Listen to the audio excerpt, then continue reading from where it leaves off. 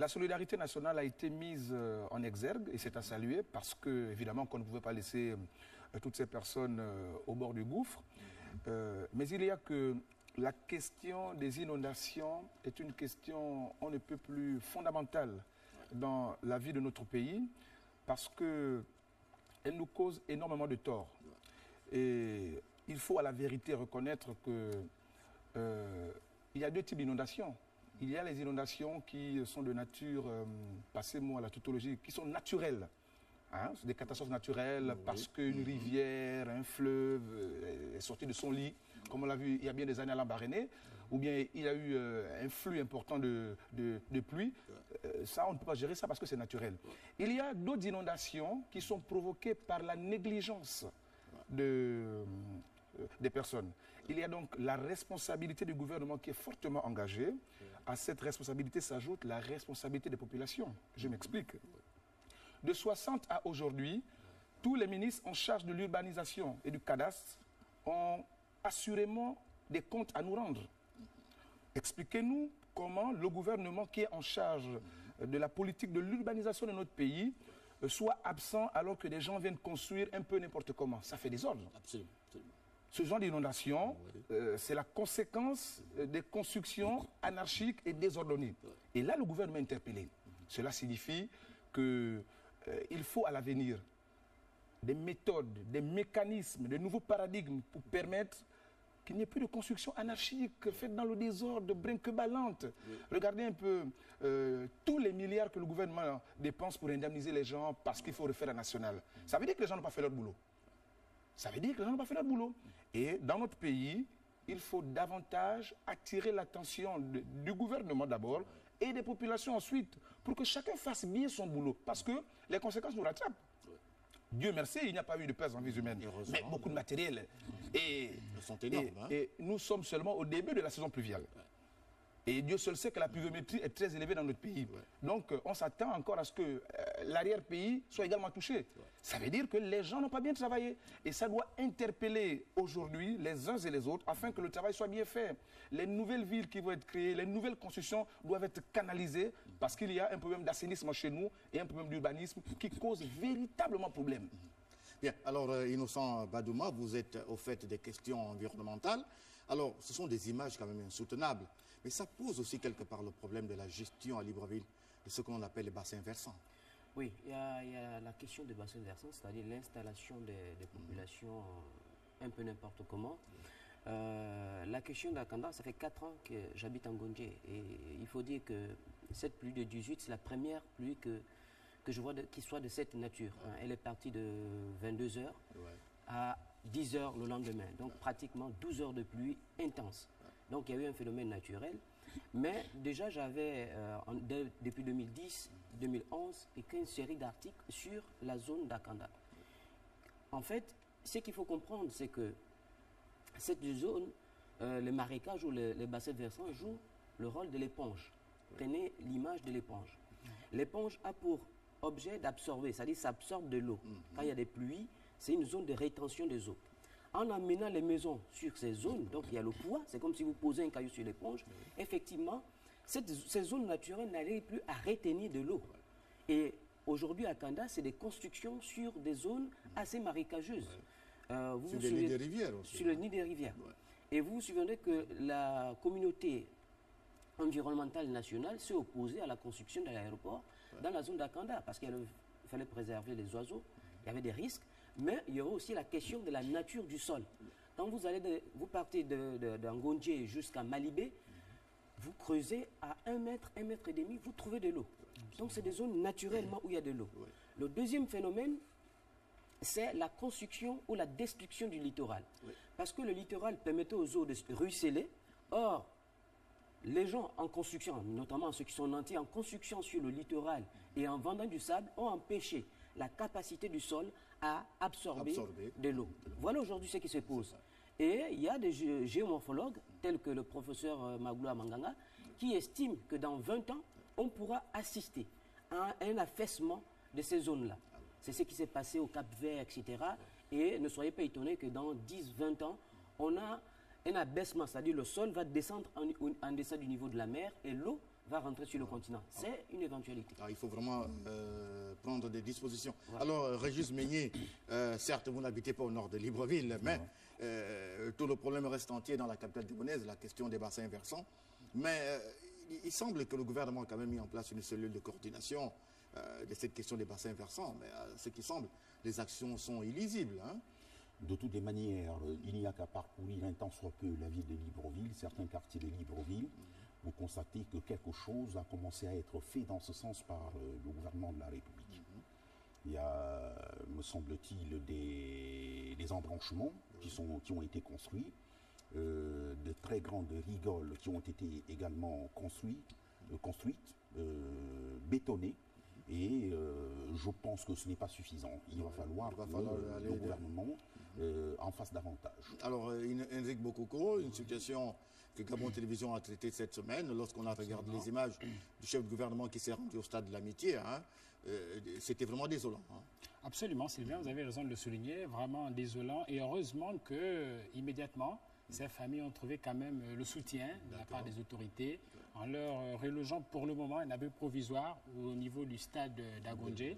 Donc il faut juste de l'amitié. Il faut retenir, comme disait Innocent tout à l'heure, c'est une zone marécageuse. Et ce qui me étonne un peu, c'est que Kanda, c'est la nouvelle commune. La commune, voilà, où désormais on ne devrait plus répéter les erreurs qu'on observe ici à Libreville. Donc au moins à Kanda, il faut désormais que le ministère de l'Urbanisme et le ministère de l'Habitat également se charge véritablement pour mettre des canaux, des systèmes de canalisation, parce que la ville est en train de s'étendre vers Akanda. On a le stade de l'Amitié, qui a sino-gabonaise, qui a abrité la Cannes, et peut-être d'autres infrastructures qui verront le jour dans cette zone-là. Donc il est temps que désormais on arrive à mettre des mécanismes qui permettraient que ce genre de situation... Alors Yves-Antonio Goula, dans des situations comme de cette nature, les populations sont généralement meurtries. Est-ce qu'il y a quand même autour un encadrement psychologique qui se fait? Il faut, c'est un impératif, il faut aider les populations qui sont déboussolées par ce qui s'est passé, du fait de leur responsabilité d'abord, il faut le dire, et la responsabilité beaucoup plus importante de l'État, parce qu'en définitive, l'État, c'est la lanterne qui éclaire les populations pour dire, vous pouvez construire dans cette zone, vous ne pouvez pas. Et face à ce drame, il faut leur apporter l'assistance nécessaire. Mais je veux relever ici, l'importance qu'il y a eu. Rendons grâce à Dieu, il n'y a pas eu de perte en vies humaines.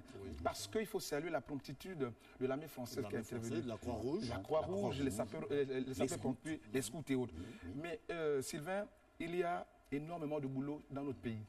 Il n'est pas normal que l'armée gabonaise, que les sapeurs-pompiers soient dépourvus de moyens pour aider les populations. Est-ce qu'on a d'abord besoin d'avoir recours à l'armée française? Ça veut dire que là, honnêtement, il y a un problème. Rapidement, trouvons les solutions. Doter l'armée gabonaise de moyens conséquents pour faire face à ces situations. Parce que ce n'est pas la première fois. On a vu lors de l'accident de l'avion de Gabon Express. Gabon Express, oui, il y a quelques années. Là. Voilà, il y a quelques années. En 2003 à peu près. 2003-2004. Hein. Voilà, nos secours ont failli. Il faut que l'État s'attelle, autant que faire se peut, à mettre dans les normes requises toutes nos structures de moyens.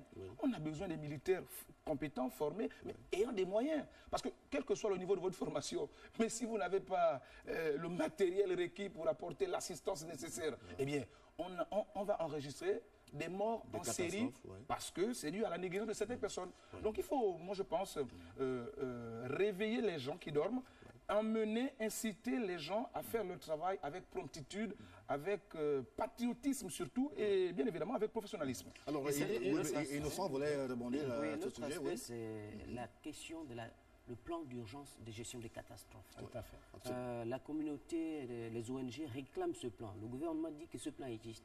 Mais c'est quand on a en face de ces situations qu'on se rend compte que finalement, tout se limite ou ce qui sort des ateliers n'est jamais appliqué sur le terrain.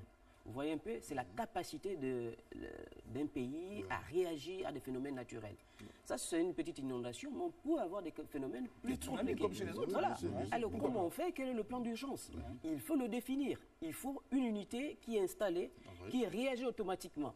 Ces Gabonais ont été inondés dans la nuit. Il a fallu attendre peut-être le lendemain pour réagir. Il peut être trop tard. Parce qu'un câble peut se couper, être dans de l'eau, et puis c'est toutes les familles qui sont électrocutées. Donc il faut un plan d'urgence qui fonctionne 24 sur 24. Et là, le gouvernement doit réfléchir à la question. Alors, mais, Régis Menyimandong, oui, il y a dans tout lieu que le plan climat qui a été mis en place par Monsieur le Président de la République se déploie en vue, par exemple, de prévenir ce que je puis appeler la squattérisation. Parce que la squattérisation était due au Gabon.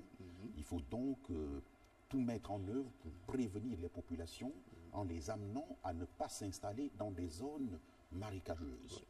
Alors, mais il s'avère que le problème n'est pas propre seulement qu'à Libreville. À Port-Gentil, c'est quasiment une presqu'île. Au cours de ces averses, des cas également d'inondation ont été signalés dans la commune de Port-Gentil, la capitale économique. Alors, Yves-Antonio Ogoula, vous connaissez bien la capitale économique.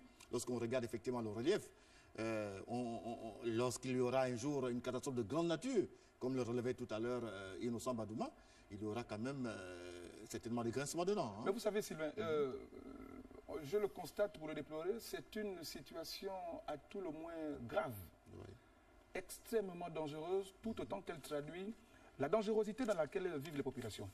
Hein? Port-Gentil, capitale économique, ville de sable, a un plan cadastral qui, disons-le, laisse à désirer.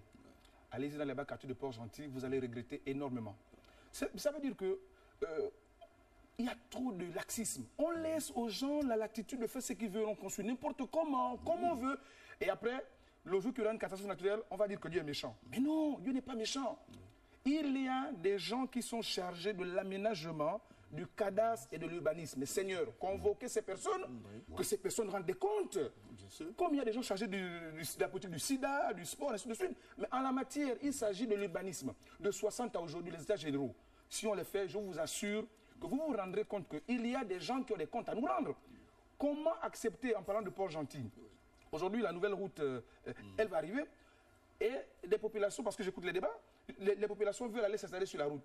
Chacun le fait selon son entendement. Mais non, nous ne sommes pas des professionnalistes de l'urbanisme. Il y a des urbanistes nullement formés qui ont la capacité de dire, désormais, comme la route passe par ici, on propose une débouche descendue par ici, et ainsi de suite. Mais tant qu'on ne fera pas ça, Sylvain, on assistera toujours à des catastrophes en série. Et là, il faut interpeller le chef de l'État. Mais Innocent Badouma, il s'avère aussi que les populations précèdent l'État, malheureusement. Malheureusement, elles ne doivent pas, justement. C'est parce qu'en fait, l'État est toujours en retard. L'État est toujours en retard. Vous ne pouvez pas empêcher les gens de s'installer. Ça, c'est naturel. On a toujours besoin d'un lieu pour s'installer, pour construire sa maison. Si l'État ne construit pas avant ou n'aménage pas avant, il est naturel que les populations s'installent. On ne peut pas. Maintenant, la question, c'est que, comme on aime rattraper les choses, il faut que l'État arrive tout de suite après. Pour quand le camp de Port-Gentil, quartier Océan, c'est un quartier par excellence des inondations. Bac aviation. Bac aviation. Il faut maintenant que l'État, avec le programme d'assainissement et d'aménagement de bassins versants, l'État aille vite dans la construction des bassins versants pour permettre aux eaux d'être drainées. L'autre question, c'est le type d'habitat. La terre est sablonneuse, assez d'eau. Maintenant, il faut étudier le type de construction sur ces niveaux, à ces niveaux-là.